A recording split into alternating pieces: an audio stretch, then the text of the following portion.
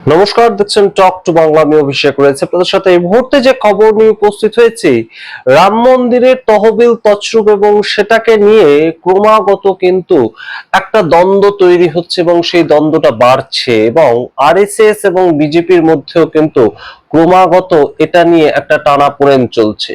তার কারণ যে ট্রাস্টটা চলতো সেই ট্রাস্টটা চালাতেন রাম মন্দিরে সম্পূর্ণভাবে আরএসএস এর পক্ষ থেকে লোকজন, এবং এই যে চম্পত রায় কিংবা অনিল মিশ্রা যারা ইতিমধ্যে ইস্তফা দিয়েছেন, সেই ইস্তফা পত্র গৃহীত হয়েছে কি হয়নি সেটা আমরা জানি না, এবং কোন পদ থেকেই বা তিনি ইস্তফা দিচ্ছেন, সম্পূর্ণ ট্রাস্ট থেকে কি ইস্তফা দিয়েছেন সেটাও আমরা জানি না, কিন্তু তার পদ থেকে তিনি ইস্তফা দিয়েছেন, অর্থাৎ আধিকারিক জেনারেল সেক্রেটারি পদ থেকে তিনি ইস্তফা দিয়েছেন।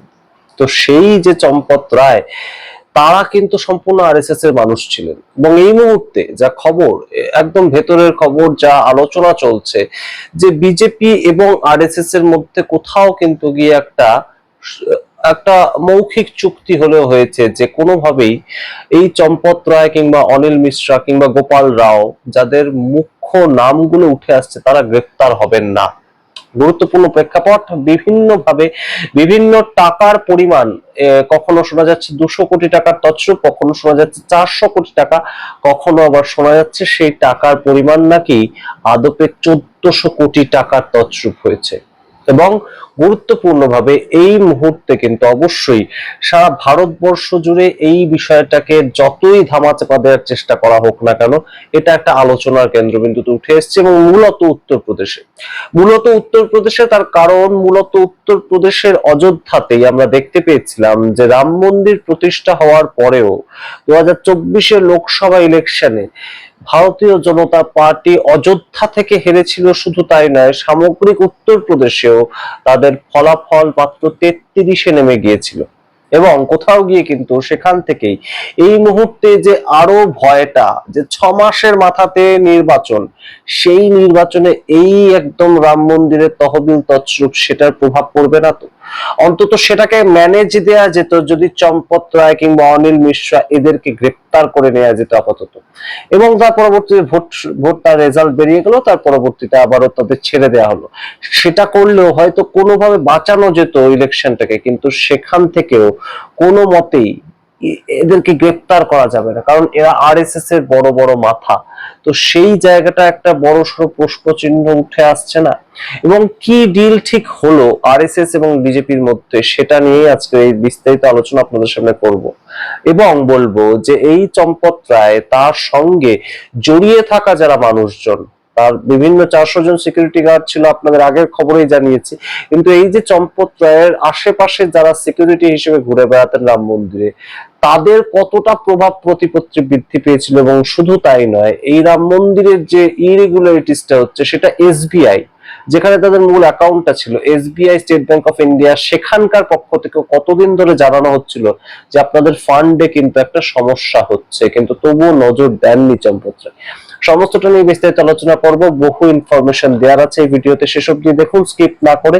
অবশ্যই টক টু বাংলা ইউটিউব চ্যানেলটিকে সাবস্ক্রাইব করে দিন, যারা নতুন ফলোয়ার আমাদের এসে যুক্ত হচ্ছেন। আপনাদের জানাই, আরএসএস এবং বিজেপি, তাদের মধ্যে কিন্তু এই সামগ্রিক ঘটনাটা নিয়ে একটা দ্বৈরথ চলছে।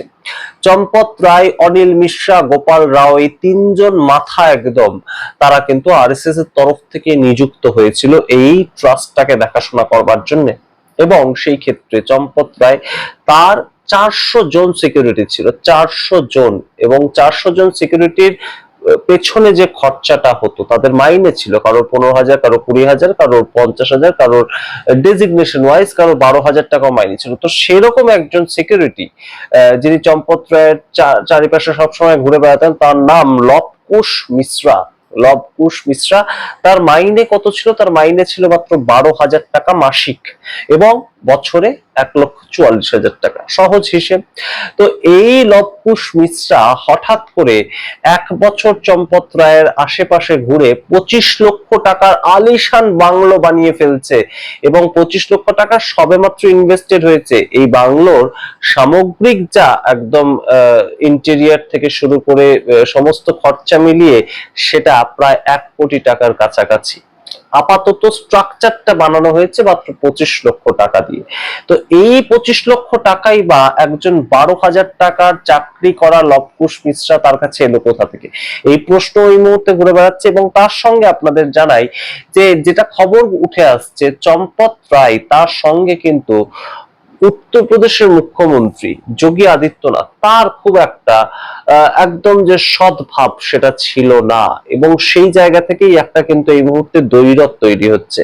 অর্থাৎ গুজরাট লবির পক্ষ থেকে কিন্তু আপনাদের বারংবার বিভিন্ন ভিডিওর মাধ্যমে আমরা একদম খবর পৌঁছে দিচ্ছি বা একদম একটা ইঙ্গিত দেওয়ার চেষ্টা করছি যে মোদির পরবর্তী উত্তরসূরি খোঁজার একটা চেষ্টা চলছে এই মুহূর্তে, এবং সেই জায়গা থেকেই কিন্তু যোগী আদিত্যনাথ অন্যতম একজন নাম, এবং সেই যোগী আদিত্যনাথকে যাতে সরিয়ে দেওয়া যায়, তার রাজনীতিটাকে যাতে অনেকটাই বেশি এই মুহূর্তে স্তীমিত করে দেওয়া যায়, তাই জন্য কেশব প্রসাদ মৌর্যকে কিন্তু তোলার চেষ্টা চলছে। এবং কেশব প্রসাদ মৌর্য যদি উঠে আসেন তাহলে অবশ্যই অন্যান্য ডবল ইঞ্জিন স্টেট গুলো যেমন চলে, অর্থাৎ সেখানকার মুখ্যমন্ত্রী কে আছেন সেটা আপনারা জানতেই পারেন না, খুব একটা লক্ষণীয়ই থাকে না, তার কারণ সেগুলো ডবল ইঞ্জিন স্টেট। কিন্তু এই যোগী আদিত্যনাথ সরকারের ক্ষেত্রে কিন্তু সেটা হয় না। যোগী আদিত্যনাথ সরকার নিজের মতোই নিজে চালান যোগী আদিত্যনাথ, এবং তার একটা নিজস্ব বলিষ্ঠ ডিসিশন আছে, তার একটা নিজস্ব বলিষ্ঠ একদম পপুলারিটিও রয়েছে, এবং যেটা কিন্তু অবশ্যই বিজেপির হয়েই কাজ করে, এবং যেটা কখনো কখনো মোদী এবং অমিত শাহকে ছাপিয়েও যায় উত্তরপ্রদেশের রাজনীতিতে। তো সেই জায়গায় যোগী আদিত্যনাথ সরকার কিন্তু এই মুহূর্তে কমপ্লিটলি কোথাও গিয়ে একটা নিজেদের সপক্ষে এই বিষয়টাকে তৈরি করার চেষ্টা করছে যে চম্পত রায়, অনিল মিশ্রা এবং গোপাল রাও তাদেরকে গ্রেপ্তার করার দরকার, এসআইটি তেমন ইঙ্গিত দিচ্ছে। কিন্তু অন্যদিকে আরএসএস তাহলে তাদের কিন্তু সম্পূর্ণ যে সম্মান, তাদের যে এত বড় এত দিনের একটা গর্ব ঐতিহ্য সেটা নষ্ট হয়ে যাবে, কারণ তারা তাদের নেতা সম্পূর্ণ এমন একটা কেসে যদি গ্রেপ্তার হয়, গ্রেপ্তারটুকু হলেই তাদের দোষ একদম পরিণত হোক বা না হোক, গ্রেপ্তারটুকু হলেই তাদের পক্ষ থেকে তাদের যেভাবে দুর্নাম হবে সেটা কিন্তু কখনোই আরএসএস চাইছে না। কিন্তু একদম শাখের করাতের মতন অবস্থা এই মুহূর্তে, যে তাদেরকে যদি গ্রেপ্তার না করা হয় তাহলে সেটা উত্তরপ্রদেশের ভোটে প্রভাব ফেলতে পারে, এবং সমাজবাদী পার্টি, কংগ্রেস এরা সম্পূর্ণভাবে এটাকে নিয়ে প্রচার করতে পারে ইলেকশনের সময়, এবং সেটার ফলও পেতে পারে তারা। 2024 আমরা দেখতে পেয়েছিলাম সেরকম ফল, একদম পিডিএফ ফরম্যাটে পিছিয়ে পড়া দলিত সম্প্রদায়, আদিবাসী সম্প্রদায় তাদেরকে বোঝানো হয়েছিল অখিলেশ যাদবের পক্ষ থেকে যে এই বিজেপি সরকার তোমাদের সরকার নয়, সেই সম্পূর্ণ ভোটটা তারা পেয়েছিলেন। তো সেই জায়গাটা কিন্তু একদম সরাসরি এবারে রাম মন্দিরের সামগ্রিক প্রেক্ষাপটটা যখন এত ভোটের কাছাকাছি ঘটলো, তাদেরকে যদি গ্রেপ্তার না করা হয় তাহলে অখিলেশ যাদব এটা প্রমাণ করতেই পারেন বা একদম প্রচার করতে পারেন অন্তত, যে এই দেখো যে আরএসএস এর সঙ্গে যুক্ত থাকা চম্পত রায় যার সামনে দাঁড়িয়ে এই চুরিগুলো হলো, তিনি কিন্তু সম্পূর্ণভাবে এখনো পর্যন্ত উন্মুক্ত, তিনি তাকে ধরা হলো না, একবারও কেউ ধরলো না তাকে, ইডি রেড হলো না তার বাড়িতে, সিবিআই এর রেড হলো না তার বাড়িতে, ইনকাম ট্যাক্সের রেড হলো না তার বাড়িতে। তিনি 1 কোটি টাকা করে কিভাবে দিতেন 400 সিকিউরিটিকে, তিনি 12 কোটি টাকা বছরে সিকিউরিটি পারপাসে কি করে দিতেন, এই প্রশ্নগুলো কিন্তু ঘুরে বেড়াচ্ছে। এবং রাম মন্দিরের যে জায়গাটা সেখানে স্টেট সিকিউরিটি, সেন্ট্রাল সিকিউরিটি সেগুলো কিন্তু আলাদাভাবে দেওয়া হয়, তাছাড়া চম্পত রায়ের নিজস্ব 400 সিকিউরিটি ছিল, সেটার টাকাটা কে জোগাতো, এই নিয়ে ইডি, সিবিআই, আইটি কেউ কিন্তু রেড করেনি তার বাড়িতে। তো এইটা নিয়ে অখিলেশ যাদব একটা প্রচার করতে পারেন ভোটের সময়। অন্যদিকে যদি এই মুহূর্তে এদেরকে গ্রেপ্তার করা হয়, বিজেপি যদি চায় এদেরকে গ্রেপ্তার করতে, তাহলে কিন্তু অবশ্যই আরএসএস এর সম্মানটা ভুলুণ্ঠিত হবে।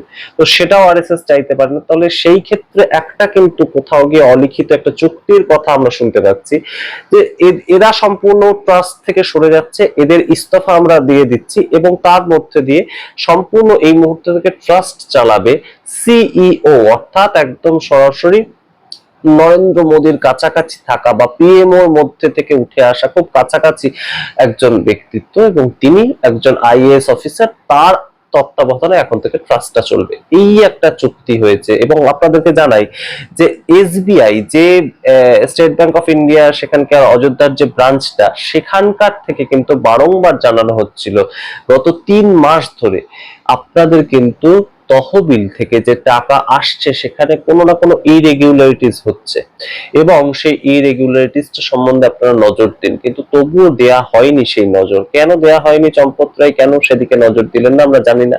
তবে অবশ্যই এই সামগ্রিক বিষয়টা কিন্তু এই মুহূর্তে এমন একটা বিষয় হয়ে উঠেছে যে উত্তরপ্রদেশের ভোটেও এটার প্রভাব পড়বে, অন্যদিকে আরএসএস এর সম্মানেও এটার প্রভাব পড়বে, বিজেপির সামগ্রিক যে একটা সম্পূর্ণ দেশের রাজনীতিতে তারা একদম দ্বিধাহীন ভাবে এগিয়ে যাচ্ছিল, একটার পর একটা রাজ্য জয় করে এগিয়ে যাচ্ছিল। উত্তরপ্রদেশও জয় করার কথা চলছে। উত্তরপ্রদেশে এসআইআর যেভাবে হয়েছে, সম্পূর্ণভাবে বিরোধীদের বিভিন্ন অভিযোগ রয়েছে, তাতে অবশ্যই বিজেপির জয়ের একটা প্রেক্ষিত ছিল। অখিলেশ যাদব কয়েকদিন আগেই বলেছেন যে উত্তরপ্রদেশে যোগী আদিত্যনাথ জিতে যাবেন, যেভাবে এসআইআরটা হয়েছে। তো এই বিষয়ের মধ্যে থেকে হঠাৎ করে একটা এই রাম মন্দির বিষয়টা উঠে আসা বেশ কিন্তু কিছুটা হলেও গলার কাটা বিজেপির কাছে।